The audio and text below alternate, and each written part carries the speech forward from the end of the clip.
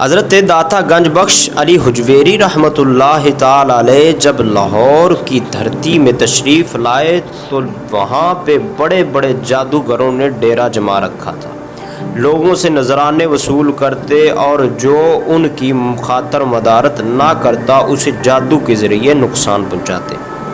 اللہ تعالیٰ کے فضل و کرم سے داتا گنج بخش علی حجویری رحمۃ اللہ تعالی علیہ کے قدم لاہور کی دھرتی پہ لگے تو آپ نے ایک بوڑھی عورت سے دودھ خریدنا چاہا تو وہ ڈر گئی، کیونکہ وہ لوگ مسلمانوں کے بارے میں اچھی رائے نہیں رکھتے تھے۔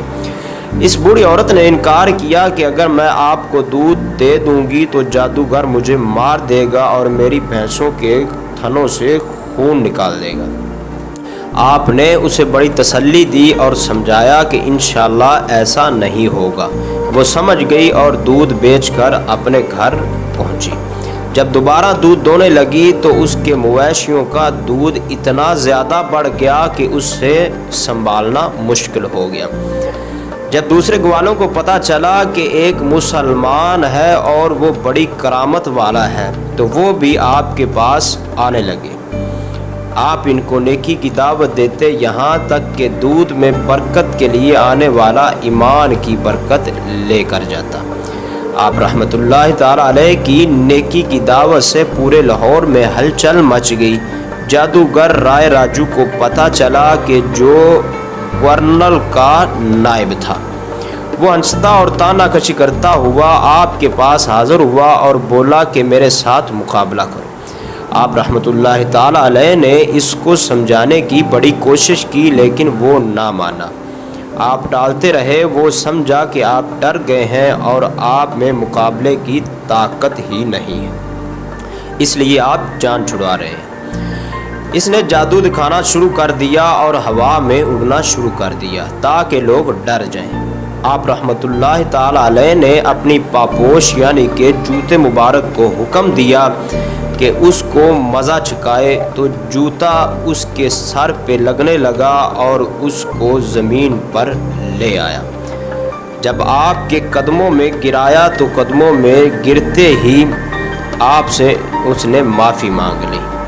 آیا تھا لڑنے کے لیے، ہار کر غلامی قبول کر لی اور مسلمان ہو گیا، اور ظاہری باطنی علوم کی تربیت کے بعد اسلام کا مبلغ بن گیا۔ اس کے قبول اسلام سے ہر طرف ہلچل مچ گئی، جادوگروں کا جادو مند پڑ گیا، پنجاب سے ہندو آتے جاتے آپ انہیں مسلمان بناتے رہے۔ الحمدللہ اسلام کی روشنی لاہور میں خوب پھیلی۔ یہ رائے راجو بعد میں شیخ ہندی کے نام سے مشہور ہوئے۔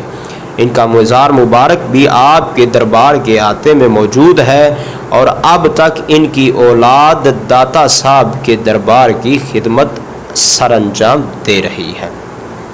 داتا گنج بخش رحمۃ اللہ تعالی علیہ نے جہاں آپ کا مزار ہے وہاں پہ مکان بنایا اور مسجد کی بنیاد رکھی، مگر اس کی محراب کو جنوب کی جانب رکھا۔ علماء نے اعتراض کیا کہ قبلہ سے ہٹ کر ہے۔ ایک دن سارے علماء کو اکٹھا کیا، نماز پڑھائی۔ نماز پڑھنے کے بعد آپ نے کہا کہ میں نے اس سمت میں نماز پڑھائی ہے، ذرا دیکھو کیا ادھر ہی ہے؟ علماء نے دیکھا، نہ محراب ہے نہ محراب کی دیوار، سب نے کعبہ شریف کا جلوہ دیکھا۔ اللہ تعالیٰ نے سارے پردوں کو ہٹا دیا اور علماء نے کعبہ شریف کی زیارت کی۔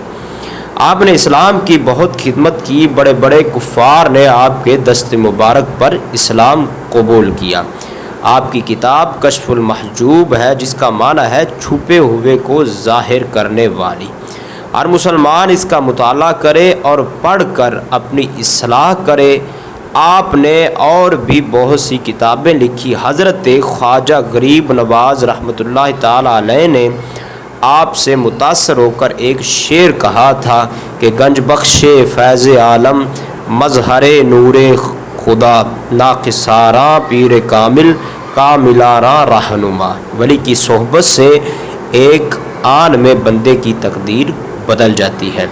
دعا ہے اللہ تعالی ہمیں داتا گنج بخش رحمۃ اللہ تعالی علیہ کی تعلیمات پہ عمل پیرا ہونے کی توفیق عطا فرمائے۔ وَأُفَوِّضُ أَمْرِي إِلَى اللَّهِ إِنَّ اللَّهَ بَصِيرٌ بِالْعِبَادِ۔